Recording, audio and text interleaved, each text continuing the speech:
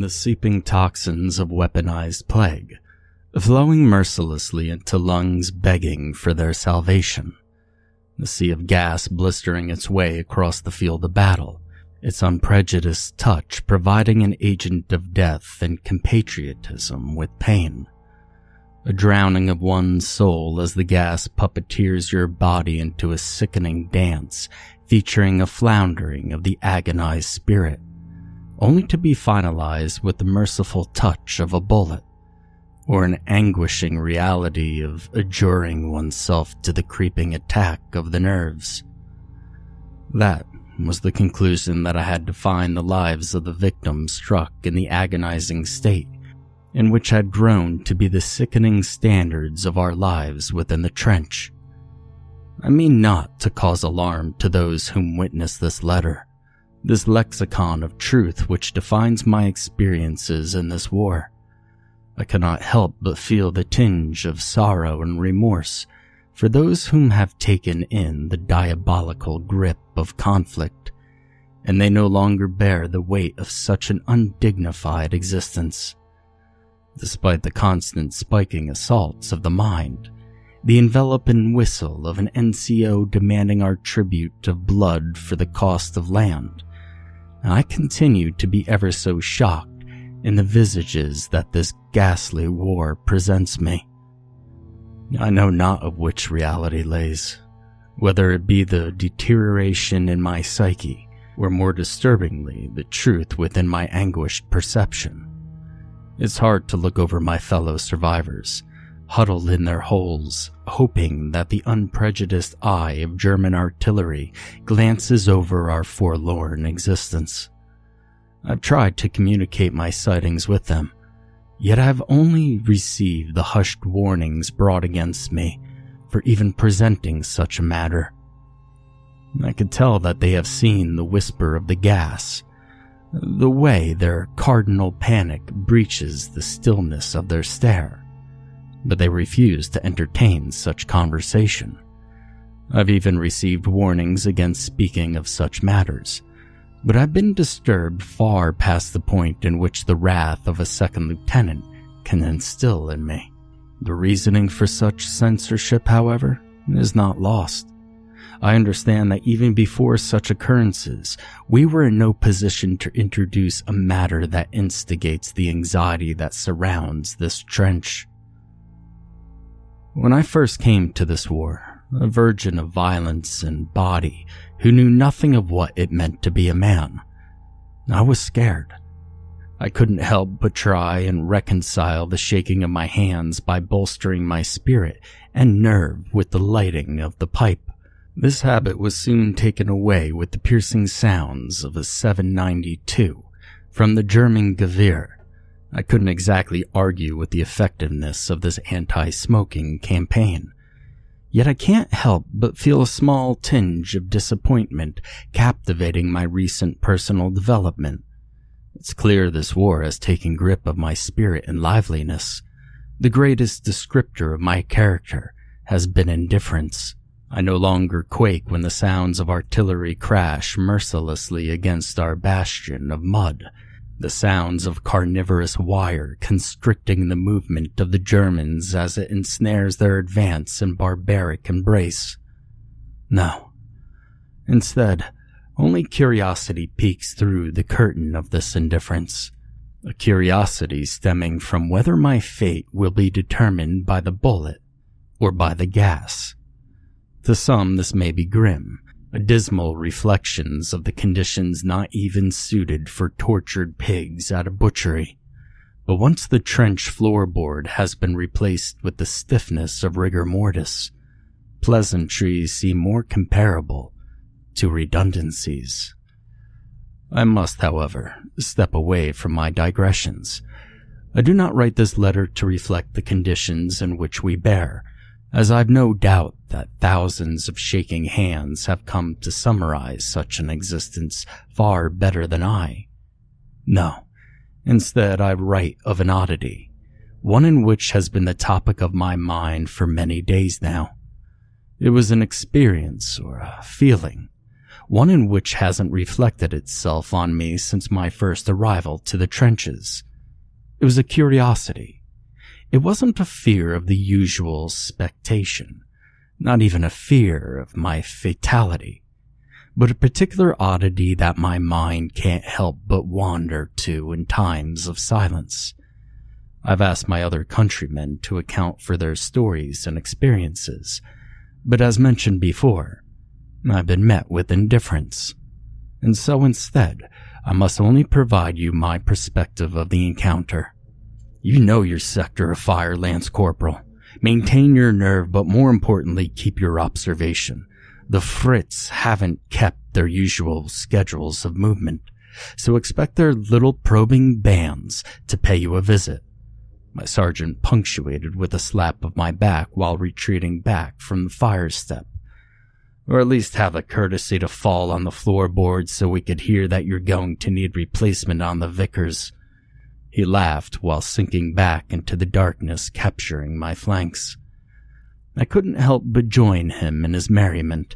The notion of the floorboards making any kind of creaking outburst was unlikely at best, considering the many inches of mud layered on top of them. But still, I understood his intention. His orders were the same as many nights prior. Remain vigilant and give alarm. And despite the simplicity of the direction, it would remain an arduous task. I felt fatigue bring itself over my body as I continued to stand my post and watch the endless lands of cratered mud before me, blemished by the snarling hedgerows of wire entangling the bodies that the machine guns indiscriminately feasted upon. My sergeant's words carried more weight in the groveling stillness of my mind. The realization that the wave of Jerry had yet to crest itself on our position for more than a week now. Another attack, another defense. If any luck, another body to feed the gun. Maybe I would have something else to look at aside from the humbling sight of the victims who had been rotting for the last week in no man's land. But my thoughts were soon cut with the roar of a red phosphorus colliding with the powdered glass of a strike surface on the matchbox. I glanced over at the offender of my stillness. Dimly lit by the match was a gaggle of innocents. Privates recently fed to our forward trench from the rearward supply.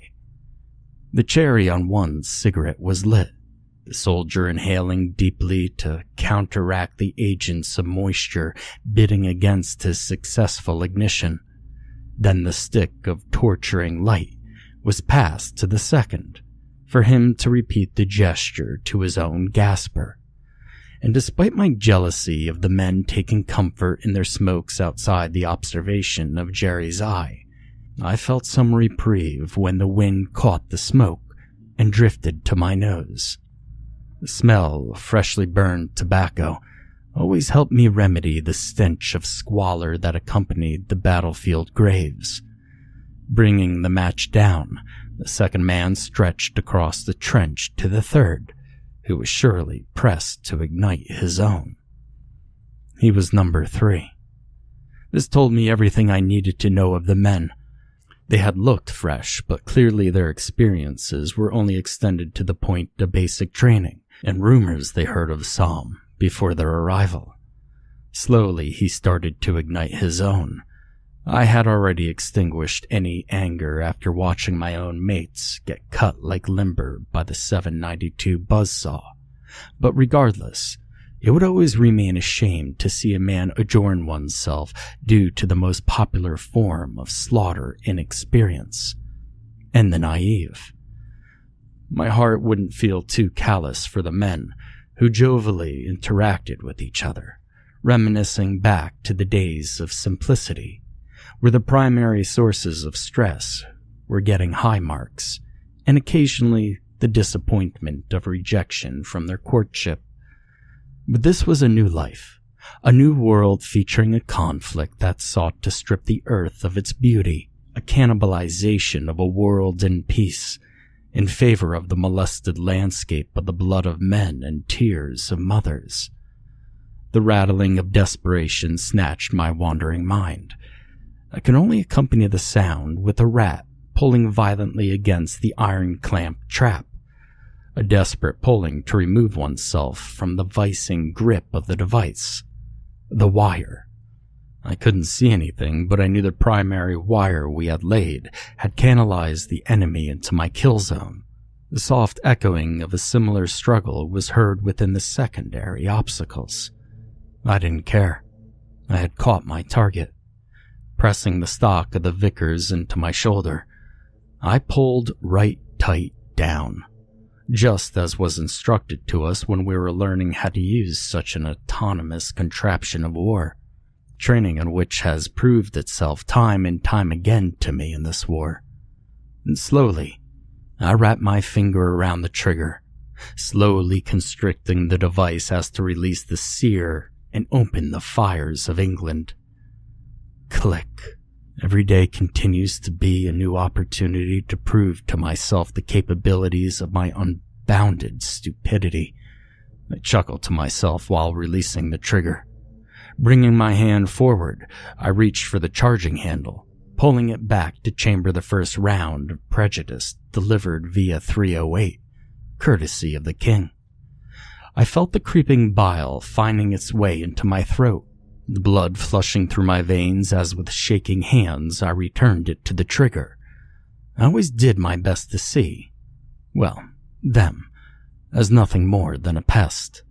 It was supposed to make it easier for when the time came to perform my duty to God and country.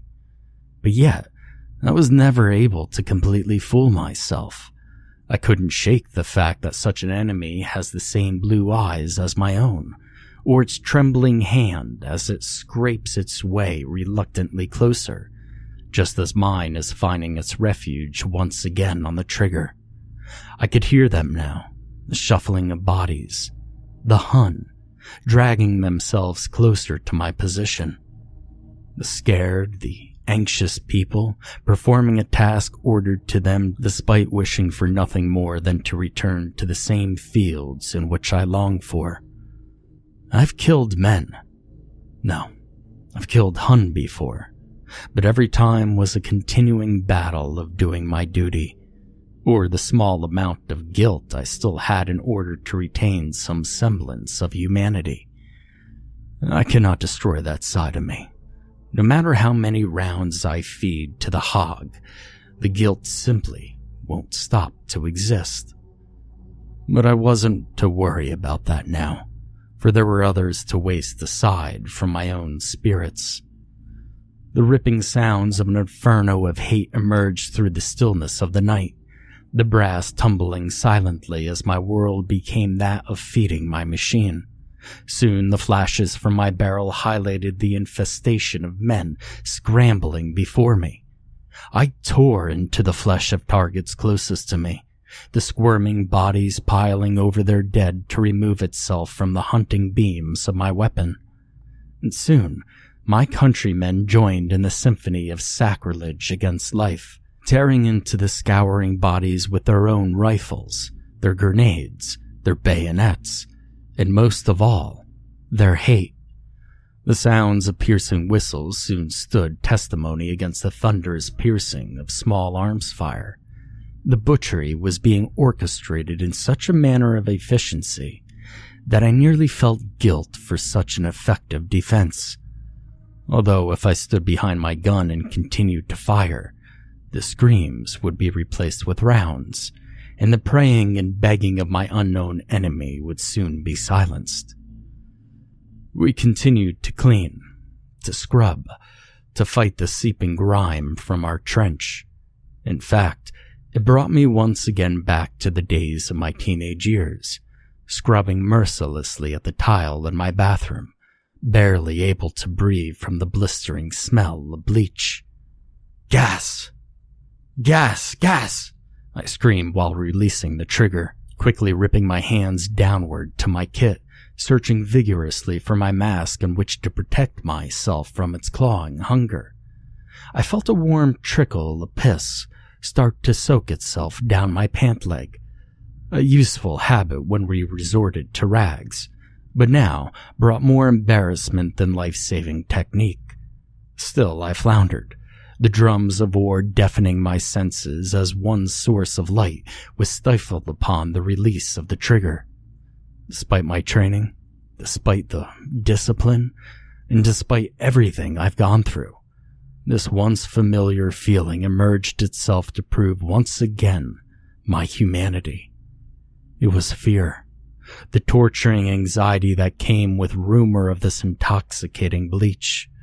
The idea of a bullet to some was one of comfort, but men insane or stable shared hands in common desperation against being trapped in the cleansing snare of that gas. At least all the men who would see it as something more than just a tool to win the war. Worries in which were below the men who would put us in this ghastly trench. And finally, my hand brushed against the carrier that fastened the respirator against my body. With cardinal desperation, I tore at the satchel in which contained the device. Never before have I quite fumbled so severely at such a menial task. I felt the gas starting to fill my lungs, the blistering agent swelling itself into every facet of my breath. My diaphragm started to spasm. I was losing control as my vision choked into a deathly focus. And finally, I ripped the mask from its binding cell and adorned it as quickly as possible. And with my final breath I exhaled, ejecting the toxic cloud from my lungs and clearing my apparatus. I followed such a deportation of pain with a clear breath, the oxygen finally making its way to my lungs in place of the strangling alternative. But with the gas came a standstill. The firing ceased. The advance had stopped. Another assault was repelled. But now all that was left was the torturous consequences of such a horrific artisan of pain. I stood there, motionless, my body resigning itself to collect my being for but a moment, and I looked across my sector, analyzing what had become my entire life in a striking moment, suddenly released to an inconsequential period of immense suffering. A fog of yellowish gas continued to shroud the battlefield. My visibility was limited due to such a monstrous fog, combined with the limited light provided by the newly birthed sun. But then I heard it, a sickening gargle produced by some apparatus far removed from the consistency of man. Slowly, I closed my eyes, and I took a struggling inhale, something of a mockery to what I had been hearing, but what I heard many times before. I could already tell it was a man, or rather a boy, one who did not have the same fortune as I, one in which was not breathing the very same salvation that I was. Without opening my eyes, I lowered my hand to my service pistol, one in which was issued to every man on the machine gun. In all honesty, I never envisioned myself taking a life with one, aside from my own when the rain of bullets finally stopped from the roaring gun. I began to remove it from its holster, gripping it firmly. The weight of such a tool continued to mount as I realized quite what I had intended to do. Its exponential weight is only multiplied by the anguished begging emitted from his screams, the sounds of torture that should have only been reserved for the layers of hell negotiated by Dante. It was obvious this wasn't my first time stripping a body from one's soul, but this was different. He wasn't the enemy. He was a victim. Another faceless casualty to this madness that has enveloped the world. I couldn't help but to ask myself, what evolution of insanity would allow boys like him to die over the petty squabbles from those who would never have even witnessed the drained consequences strewn mercilessly across the fields of conflict? Finally, I opened my eyes and took another breath. Turning to my left, I was forced to endure a sight which compelled me into a certain sense of victimhood myself. No words would justify the anguish painted on the soul in which continued to thrash a sickening dance in front of me. The sight itself was torturous to take in. I could only imagine the pain in which his mind was needing to endure, assuming in which it hadn't been shattered by the profound fear that was clearly demonstrated in his bulging eyes. My own mind couldn't develop a grasp of the situation, and it shames me to admit that during his struggle, I stood there, watching, shocked while enduring his shattered gargling. I couldn't tell whether it was bile or blood, yet the yellow sewage tinted with red suggested that it was a cocktail of both. I began to notice the blisters. Sinister centers of pus began to overtake the poor, wretched body, and soon his skin started to resemble the battlefield he would die on, a rough and uneven texture of abused flesh. There was such a sense of absurdity that overtook me. This left a most painful lesson of the results when communication fails on the most ultimate level, when the cost of a misunderstanding is paid forward with the tortured souls of young men. Gripping the pistol firmly, I lifted the heavy metallic tool into a position that had grown eerily familiar to my joints. But of course, this was different. It wasn't a target lined in the iron sights. This was a person, not an enemy. And even though now I've come to the terms with the fact that there is no enemy, only survivors in different uniforms, wrapping my finger around the trigger, I began to prepare myself for the necessary task in which I could only excuse with the justification of mercy. And then I heard it. A dragging. It sounded as if another man was injured, another survivor, although it came from the direction in which my prior enemy made their advance. Still, I felt the repetitions of my heart continue to pulse with an increased frequency of anxiety. Changing the vector of my pistol, I brought it to the crest line of the trench. I had thought that the waves of German advance had stopped, and I had prayed that I could take a moment to endure the loss of life of one man, and not have to take a second. My expectations were soon altered, however, as the sound grew louder upon its intersection with our position. It was clear that whatever the genesis of the sound was, it was not in the same standing of health in which I found myself. No. The specter was producing the same putrid gargling of the writhing body on the floor. I could hear it closely now. Its approach was slow, but came with great deliberation. A shuffling of flesh orchestrated itself as a mixture of boots scuffling in mud was mixed with the tortured breathing of the gas victim. Through the shrouding mist of chlorine gas, I saw a silhouette. The figure stood with a hunch, the integrity of its stance clearly compromised with a most catastrophic injury.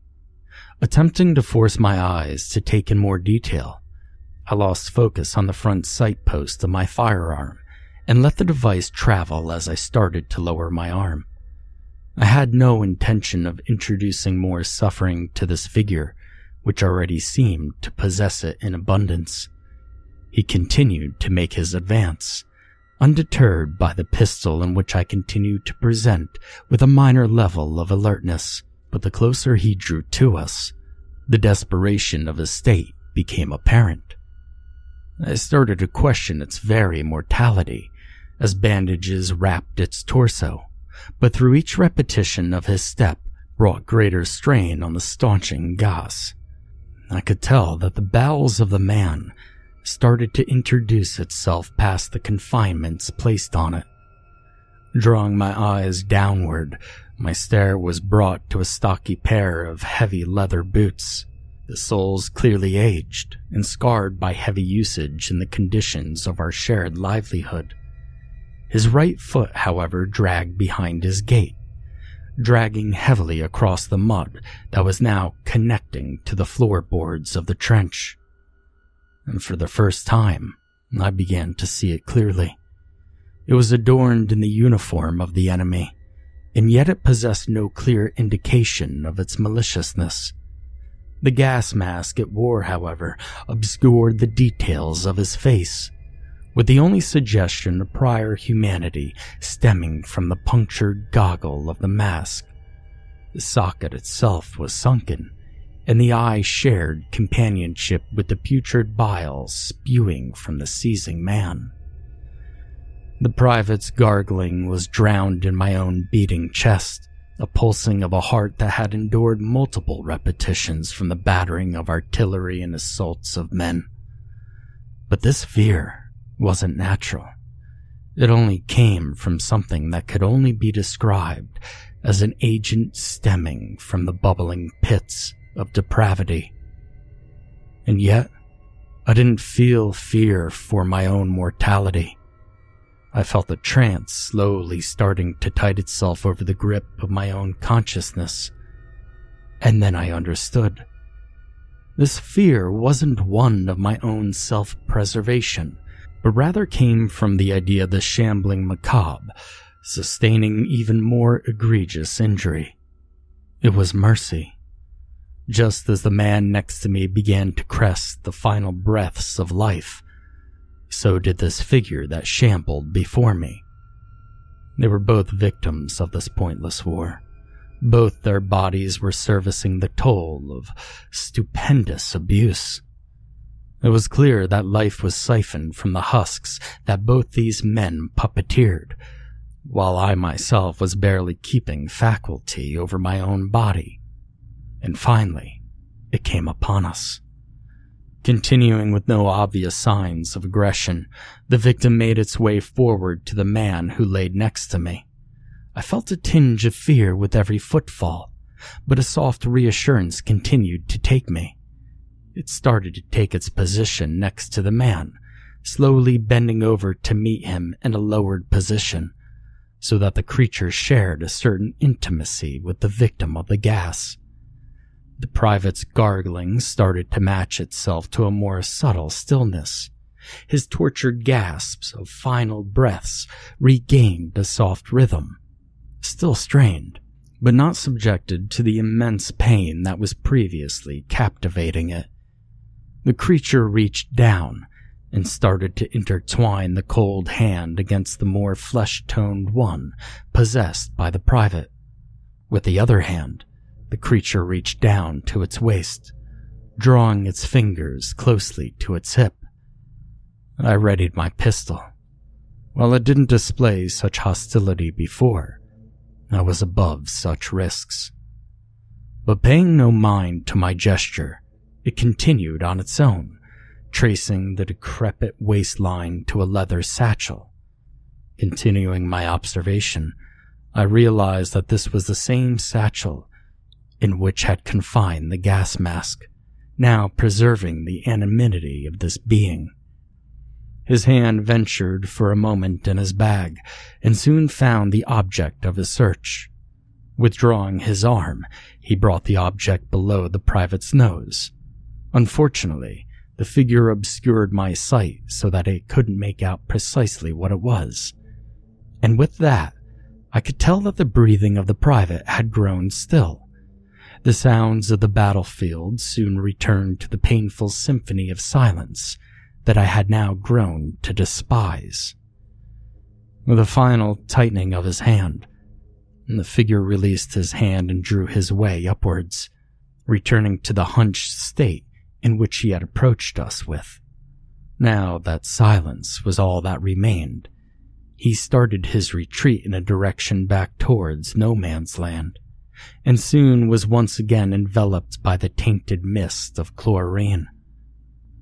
All that broke such a silence was the sounds of a heavy boot dragging its way further from my position. With something of a gruesome curiosity, I brought my attention once again to the private. Rested below his nose was the petals of a poppy flower, positioned in such a way that could replace the nauseating bleach smell of the gas and sewage of human remains. His eyes were closed, and an expression that softly resembled that of an inner acceptance. Seeing no need for my weapon, I once again brought it to my holster and seated it. And at the time, I was completely infatuated with the sight that had just defined my experience with this war. After such an event, I had found myself in the reserve trench, enjoying the meters that separated myself from no man's land, or from whatever in which that being torments. I cannot say as to what I may have seen, or to define any feature of my experiences from that reality or most peculiar fiction, but despite it all, this war continues. The pulsing violence continues to pound mercilessly through the night, and the precursive bashing of the snare complementing the artillery abusing the landscape. I don't pretend to say, however, that this experience was one that has possessed the most anguish in my mind, for I know that such a spirit had granted mercy, possessing a certain irony that such an agent demonstrated more humanity than the displays of my fellow men. Regardless, to any of whom may come across this letter, I hope I find you in good health. But finally, I must beg of you, soon the souls of this war shall return to the homes in which we had fought for. Do not look at them with eyes scorned with their cowardice, but just know that for some, the fields of Somme had become their new mental trench, as no one was there to give them petals of poppy to drown out this war.